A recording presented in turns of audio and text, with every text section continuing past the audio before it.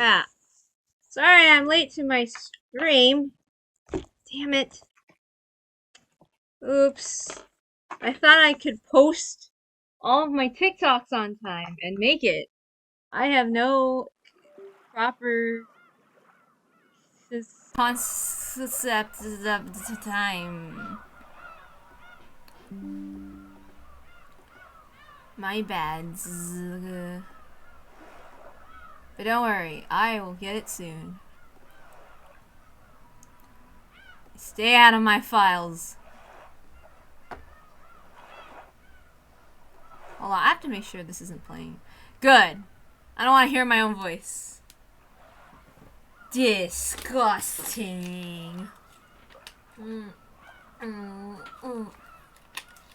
Okay.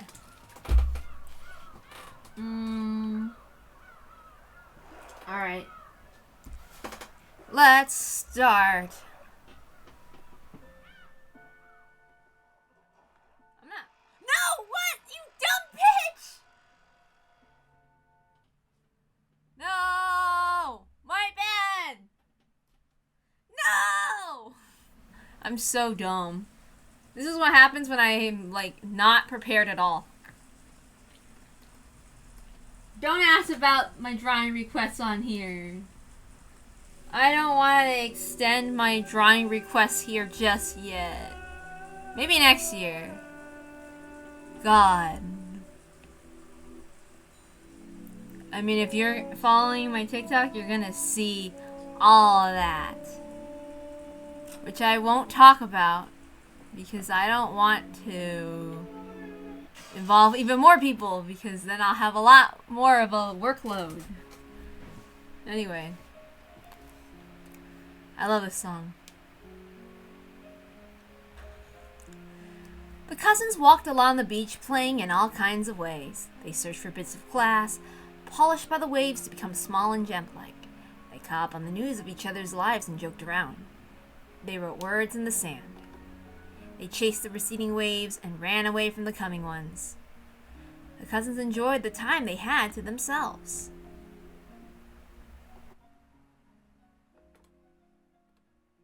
Get back here, Maria! You won't get off easy this time!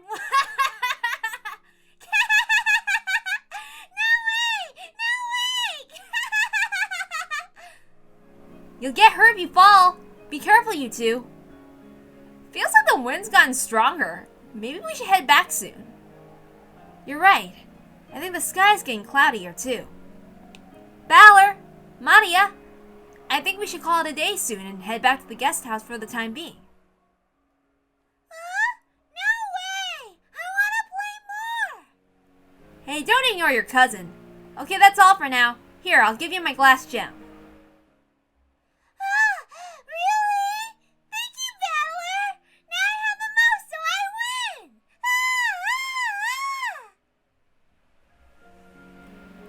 Angie, are you okay?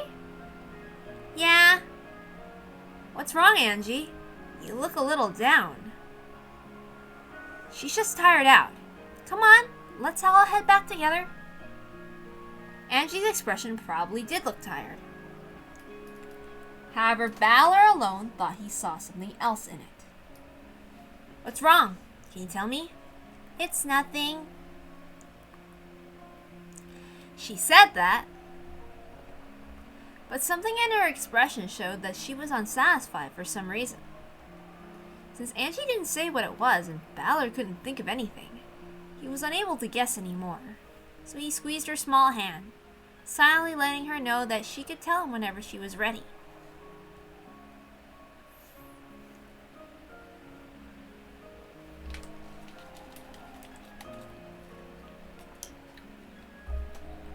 Even though it seemed like such a bright sunny day a second ago, the sun turned... My bad. Even though it seemed like such a bright sunny day a second ago, the sky turned gray. The wind started to feel more annoying than pleasant. If they waited around, they'd probably see scattered raindrops as well as soon. I guess it'll be raining the whole time from now on. What a pain. Still, even though it didn't last long, it was fun to be a kid again. I can't wait to show Mama this glass gem! I'm gonna tell her I won! even though you only won because I gave you mine. Ah! I got it, so it's mine! So I won! Ah! Angie walked distractedly, pulled along by her brother. George and the others thought she had probably woken up too early and was tired, so they didn't try to talk to her much.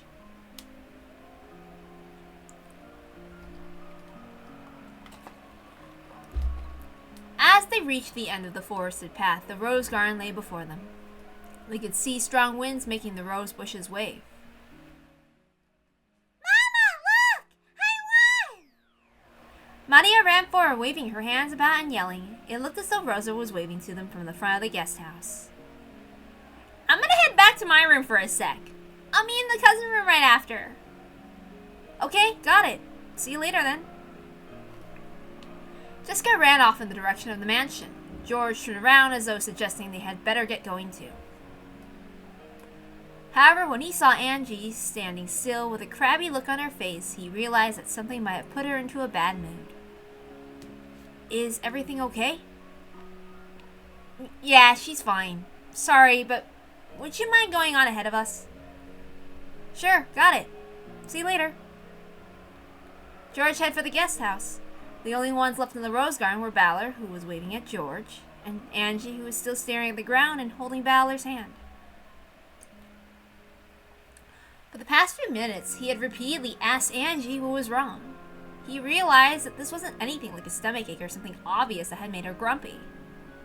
However, young girls sometimes get upset for reasons that only they can understand. Balor knew this, so he didn't rush her in any way, and continued to gaze around the beautiful rose garden holding her hand.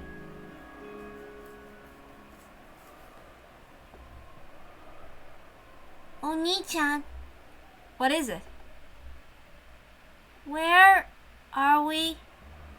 She asked the question as though she was talking about something on the other side of the silver screen. Though Balor understood what the question meant, he played dumb. Where are we? We're on Rokenjima, right? You're wrong. No, I'm not. How is this Rokenjima? It's the Rokenjima October 4th, 1986. The Rokenjima you wanted to see for so long. That's a lie. Why do you say that? This is totally fake. Angie wrenched her hand from her brother's grip. The hand hit a rose and sent flower petals flying. I don't lie. How is this supposed to be the truth? Angie spat those words out. However, Balor's expression remained calm and composed. What don't you like about it? Ushirami Akinzo, for example. He wasn't anything like that, right? What grandfather wouldn't smile when he's being reunited with his grandchildren after a long time? Ushirami Akinzo wasn't that kind of person. Ushirami Akinzo was...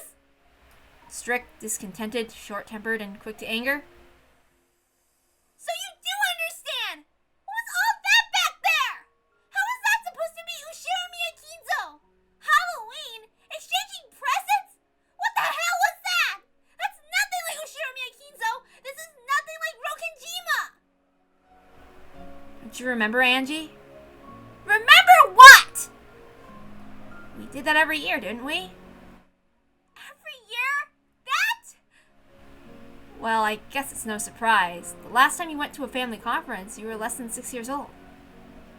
It's only natural that you wouldn't remember. It's only natural that I don't remember. Angie understood what her brother was trying to say, however, she couldn't accept it. It's true that Ushiro Miyakinzo was a rigid man. When he was younger, he was really strict with his kids, apparently. And, well, it's probably not wrong to say that it was pretty traumatic for Dad and the others, and that they were still a bit scared of him. The grand tale of how Kinzo restored the Ushinomiya family was more than enough to paint him as a rigid, terrifying man. Furthermore, Kinzo was an investor. All the legends and tales that made him seem more mysterious had probably worked in his business's favor. At times, Kinzo may have even acted out this part people expected, endeavoring to make his presence all the more overpowering. That's why the world at large spoke of Kinzo Ushinomiya as a strict, short-tempered man. Oops, my bad. That's why the world at large spoke of Ushinomiya Kinzo as a strict, short-tempered man. they thought of him as a fickle, bold, incomprehensible eccentric. But that was just the face Grandfather showed to the world. That's not how he acted in private alone with his family.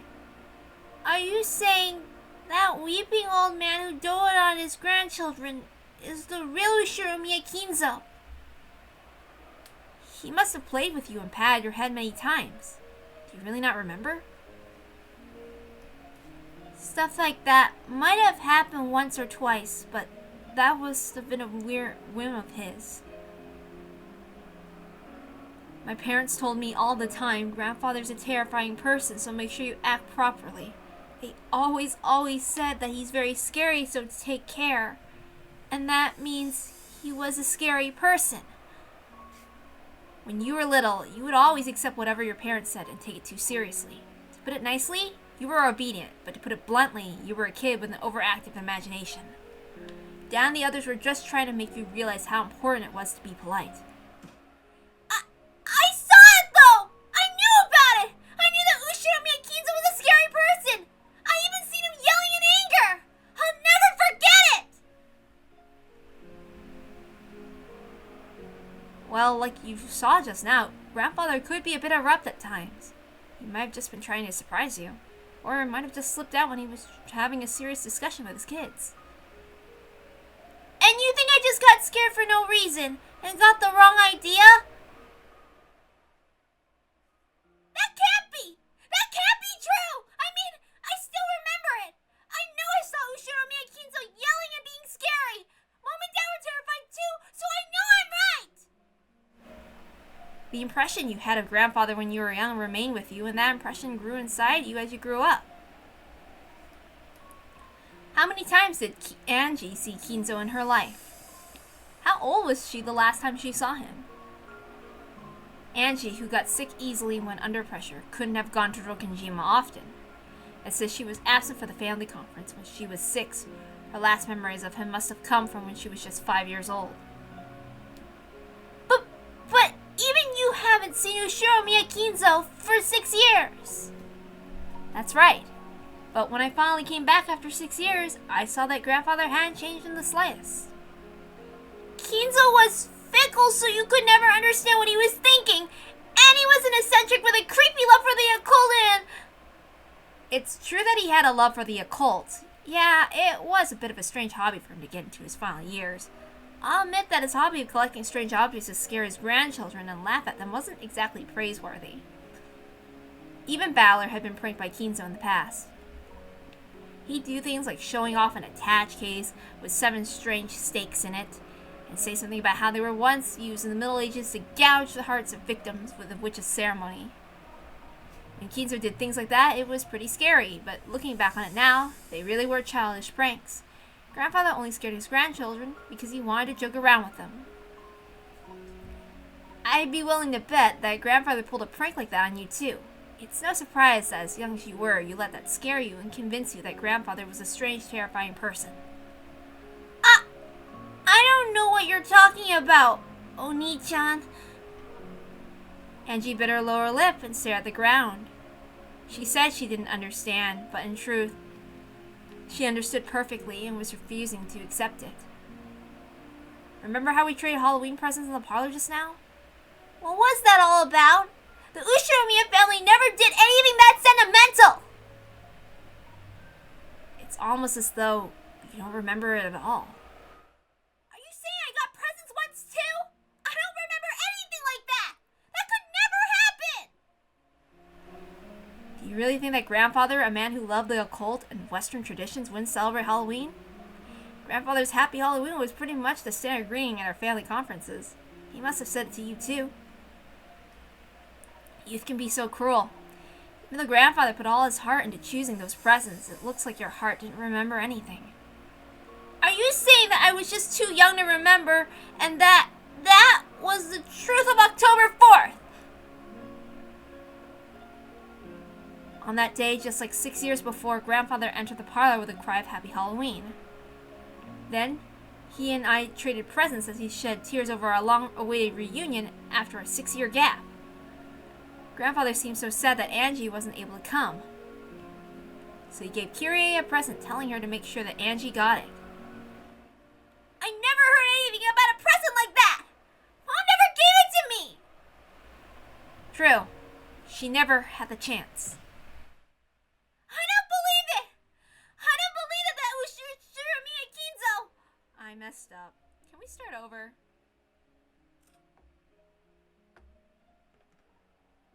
I never heard anything about a present like that! Mom never gave it to me! True. She never had the chance. I don't believe it! I won't believe that was Ushirumi Kinzo! Then what about the family conference itself? Wasn't there a tense argument over the distribution of the inheritance? All the adult siblings were in money trouble. That's why they all loaned for Kinzo's inheritance money. Angie, where did you hear all that from? What do you mean, where? It's the truth, isn't it?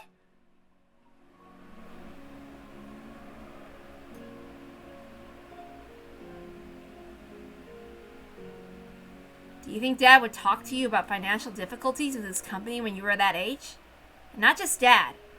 Even if Uncle Kraus, Aunt Ava, and Aunt Rosa were in money trouble and wanted Kinzo's inheritance money, you really think they'd talk about it in front of you? But it's true, isn't it? In the end, it was true. Angie's words were not mistaken. Not only Rudolph, but even Kraus, Hideyoshi, and Rosa had companies in money trouble.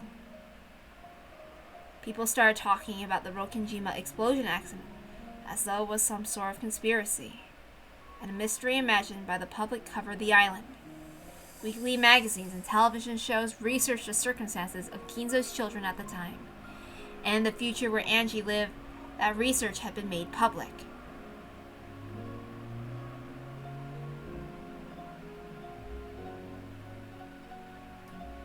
You learned about all of that after 1986. But it's a fact, isn't it? There's no difference between facts and truth! Does that prove that the inheritance created a strained atmosphere between the relatives and Rokenjima? Guess that might fit with your memory of your parents telling you repeatedly to be extra polite at the family conference. Are you saying that what I know about Rokenjima, what I know about the Ushiromiya family, is wrong? You're the one who's wrong, Oni-chan! There's no way something like that could be possible! I won't accept that was Ushiromiya Kinzo! I can never accept that! So you don't believe Angie? That's right! I don't believe! I don't understand why you're showing me something like this! After all, this is your game! No, your game board, isn't it? First it was Beato and Burn! One witch after another has sneered at my fate, trying to make me surrender in their games. But I want the truth! Witch illusions won't work on me! Now I get it, you damn witches! So you sent Oni-chan as a foul assassin to finish me off! You're right. This is my game. So of course, this is my tale. And I'm the one making it. That's why I'm able to add in what-if situations, like what would happen if you came to the island too? See? You made this tale! It's all a pack of lies! A fiction you created! You're right. This is all a fiction I created. See? You admitted it! You have, haven't you? Just like I thought, this is all a lie you made! Why are you lying to me? Why won't you tell me the truth? Because there's something I need you to understand. Something more important than the truth. Something more important than the truth? What the hell are you talking about? The purpose of my game is to make you understand that. Just as Beatrice's games were made to make Battler believe in witches, Battler's game was made to show Angie something that was more important than the truth. Games never bring about their intended ends by force. After all, Beatrice's game could never be won for all eternity unless Battler acknowledges witches on his own. Battler's game was the same. Battler couldn't win this game unless Angie acknowledged it herself. So Battler had advanced this game just as Beato had done in the past. To believe it or not, to accept it or not, the decision lay solely in the hands of the opponent. And so, Bowler was trying to enshroud Angie with his own illusion. I finally get it! This is a game between me and you, Oni-chan! Angie, I'm not trying to challenge you to a game. No, this is a game! I made a wish hoping to learn the truth of October 4th, 1986. So you invited me to this game, saying that you'd show me the truth. And now you're showing me this strange illusion, trying to make me believe that it's the truth. Well, too bad! I'm already used to dealing with witches.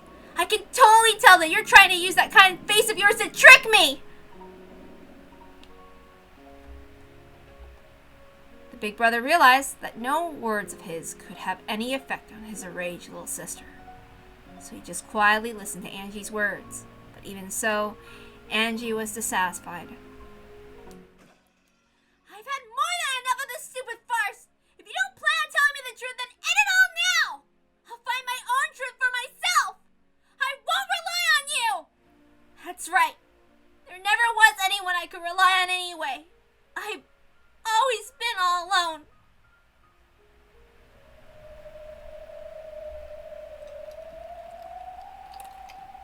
Sorry. I won't let you leave this game. That's right. Unless the Game Master admits defeat. The game never ends, right? That isn't what I meant. I'm just telling you to stay quiet and listen. Oh, sure. I'll just stay quiet and listen then. Even if a player isn't around, the pieces just move by themselves and the game moves forward. Isn't that how it works? That's right. The player can step back and become an observer for a while if they want. They can return and join in whenever they want to. Then I'll do that. This is an endurance contest. It'll keep on going till you stop trying to cover up the truth. Something more important than the truth. Wait, I'm sorry. Something more important than the truth? I don't get it! How could anything like that exist? It does, Angie. Whether my tale is the truth or not, the fact remains that you lost something precious on this island. Dad, Mom, and you, Oni-chan. I lost my family and everything that mattered to me. She spat out those words as though no further questioning would do any good and looked away. Even as he watched this, Balor's expression remained gentle. Just keep going however you like. Later, Oni-chan. At least make sure you watch the tale. Even just listening is enough. If I feel like it. Later.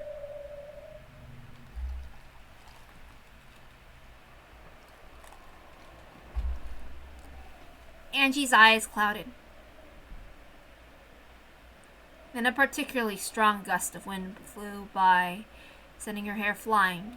The wind must have been carrying some dust with it. Angie's nose twitched and she sneezed loudly. Oni-chan? What is it? How long are we gonna stand here? The weather's all weird. Let's go back to the guest house. Angie's eyes weren't cloudy anymore. However, the tone and atmosphere about those eyes seemed somehow different from before. In a manner typical of young girls, Angie signaled that she was too bored and wanted to go do something. This Angie was clearly a 6-year-old Angie. Good point. Then why don't you go head back to the guest house now? I'm gonna stay here. Why? It'll start raining soon. It won't be long now, so I'll wait here a bit longer. You're waiting here? Who are you waiting for? Huh?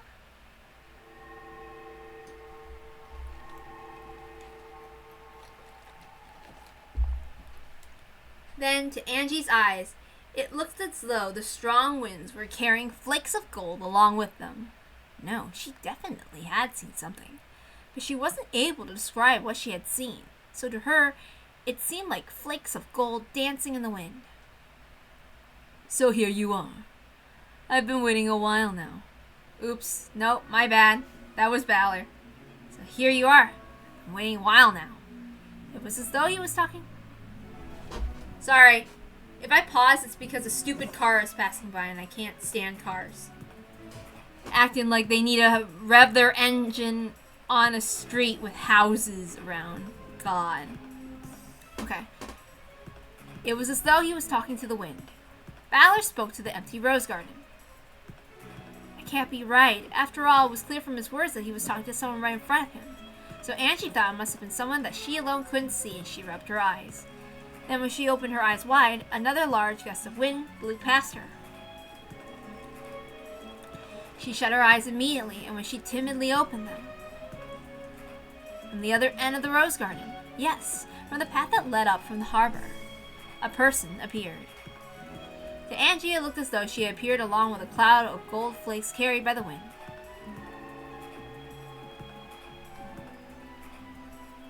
You're late, Beato. Am I? I'd call it early. You should ride on the boat with us every now and then. You mean grasp the handrail and scream alongside you? Yeah, sure. Let's scream. Fall, fall. I see. How interesting. Yes, I suppose I did arrive too late. The pair casually walked up to each other and hugged. It looked as though a pair of friends being reunited after several years. Angie, surprised by this unfamiliar woman, looked for somewhere to hide. However, her eyes met Beato's. She was unable to escape. Oh, and you must be Angie. She was shocked to hear this unfamiliar woman suddenly use her name. Look, even she can be so cute when she's 6 years old. Oni-chan, who is this person? A friend of mine. A friend? How can you say that? Oni-chan's friend? This is Beatrice. You've heard from Grandfather, haven't you? About the Golden Witch who gave the Ushinomiya family its gold. Haven't I heard that before? The Golden Witch. Now I remember. That was the scary witch who would snatch you up and carry you off into the forest if you didn't listen to your parents or stay up too late on Rokenjima.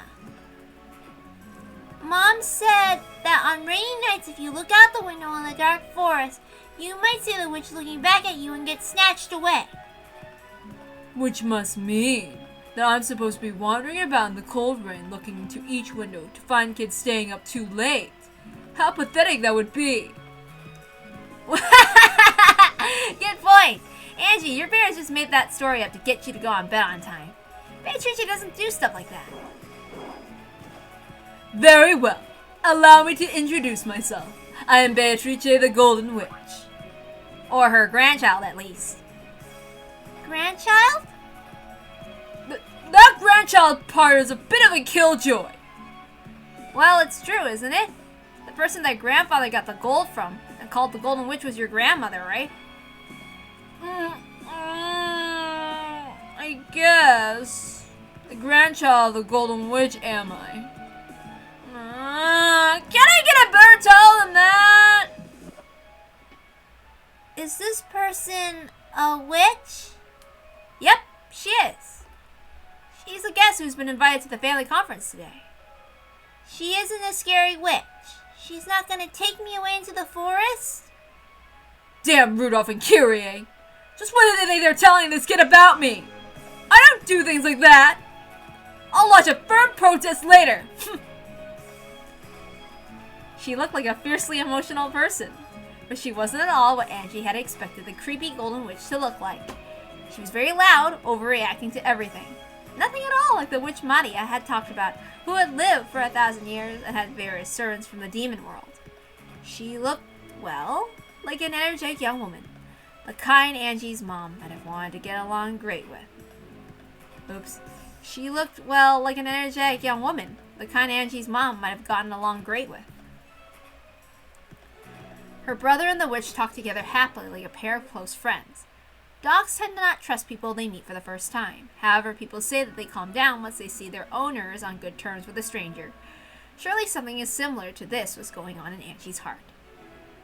Angie kept staring at this pushy, temperamental woman who called herself a witch, as she chatted happily with her brother. I'm craving cookies.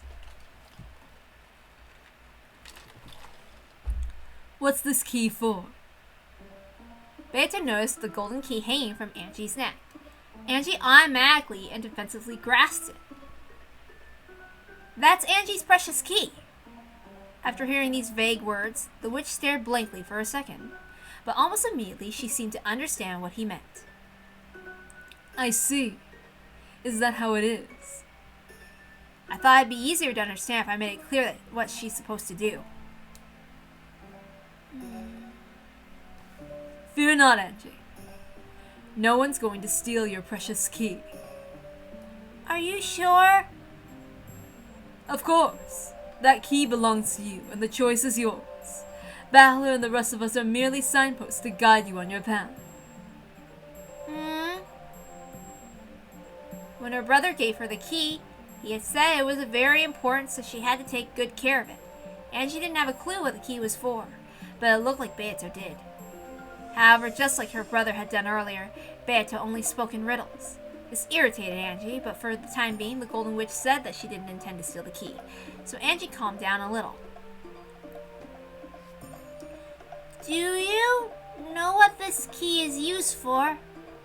But of course, however, I cannot tell you. Why not? Because you must decide how to use that key for yourself. The witch said the same thing as my brother. The pair nodded to each other, but it was all Greek to me. It felt like someone had laid out a riddle that everyone knew but me, and everyone was making fun of me. You'll know soon enough. Don't waste time thinking about it. Angie held the key tightly. Even if she didn't understand what it meant, it was her own key, and her big brother had told her to take good care of it. With her youthful suspicion, she was scared the witch might ask her to hand it over, saying that she'd teach her how to use it. Of course, her thoughts showed up clearly on her face. The witch couldn't help but laugh at that honest expression. Fear not. It is impossible for anyone to steal that key from you. No one can steal it? You might say that it's been imbued with magic to make it so. At any rate, fear not. Neither I, nor Valor, nor anyone else on this island can steal that key away from you. Really? Yeah, really. The magic won't let them. The key was hanging around her neck like an ordinary necklace, and she could take it off right now if she wanted. And if an adult tried to use force, it seemed like it would be easy for them to take it away. However, both her brother and the witch said that it was protected by magic that would stop anyone from stealing it. Does magic really exist? Even the 6-year-old Angie knew the word magic. However, she also realized that real magic didn't exist, and that certain kinds of magic tricks were sometimes called magic. However, her brother and the witch were talking about magic itself. Yeah, magic exists. Really? Maria spoke of me often, did she not? She says the witches exist, as she often tells you that magic exists, correct? True. Maria had talked about that many times. When they were just playing, Angie had believed in her more or less. However, Angie was in some way sharp for her age. And when she heard Maria talking happily about magic, she sometimes thought that such a thing couldn't really exist. Then show me. Show me magic, or I won't believe you. Hold up a sec. Pedro just arrived on the island. She hasn't even gone to say hi to everyone in the mansion yet. Balor spoke as though he was trying to smooth something over. When she heard that, Angie became sure that magic didn't exist after all. Magic is just a bunch of lies. I know. Hey, stop that. You'll hurt BEATO'S feelings. No, it's no problem. Anyone would say that upon meeting a witch. Normally, I would ignore provocation from such a small child, but she is your little sister after all. Why don't we give her a special showing? Are you sure? Of course I am. Watch carefully, Angie. Okay.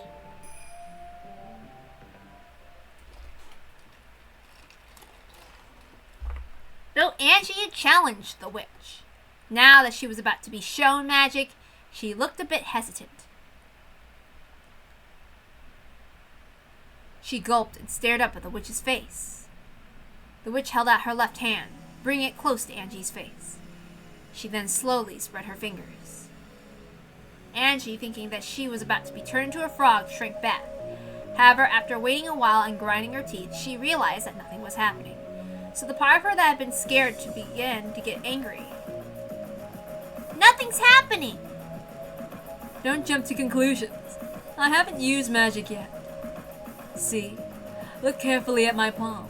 I'm not hiding anything, correct? Oh, so that's what she's doing.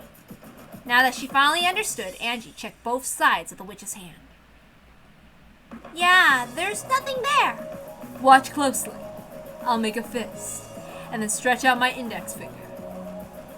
She stretched out her index finger and held it right in front of Angie's eyes. Angie, thinking she'd lose the game if she took a step back, stood her ground and concentrated on the fingertip.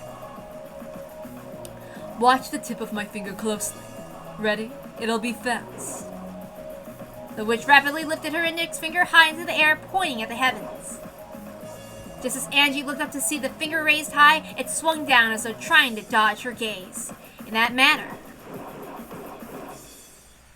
up, down, left, right, and then left again. Angie, feeling as though she'd lose if she couldn't keep up with the fingertips, swung her face this way and that, looking serious. Ever since she was very young, Angie had hated to lose. She would take even the most trivial games seriously, determined not to lose to the adults. The witch's hand moved faster and faster. Angie didn't lose track of it. Then the high pointing finger was swung all the way down all of a sudden. The index finger curled up again. The hand was held up in a simple fist. Could it be that something was going to come out of that hand? Angie, who had suspected this might happen, had followed the finger very closely. There was no way a once empty hand could have grabbed anything. Ready? I'm going to open my hand. The witch slowly opened her right fist, and there. What? How? How, Oni-chan? The witch gave the cutely wrapped candy to Angie as a present. Angie took it and desperately searched for some kind of trick on it, but it was just an everyday, ordinary candy. How? That was a trick, wasn't it, Oni-chan? Oni-chan? Nope, that was magic. You were watching the whole time, weren't you?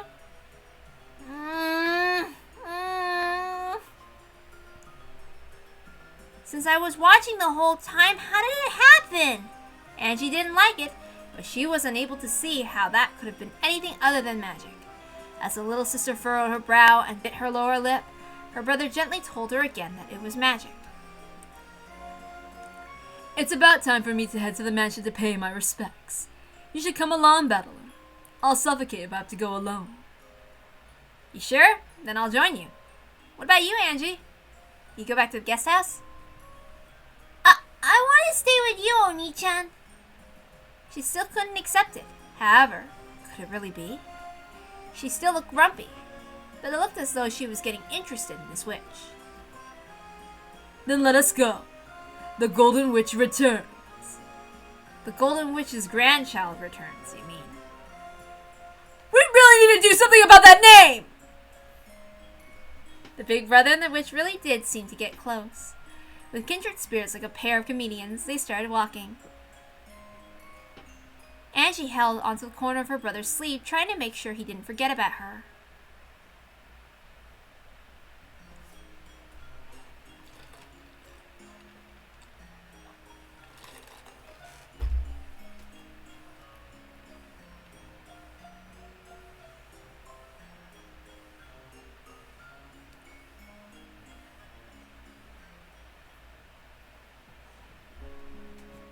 Yes, I'm so glad the song gets to be played so many times. This is my favorite song.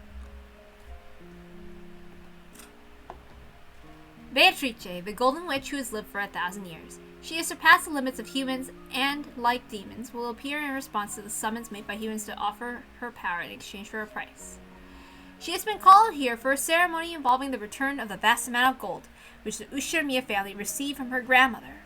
Okanjima no longer has any need for the old arguments and tragedies.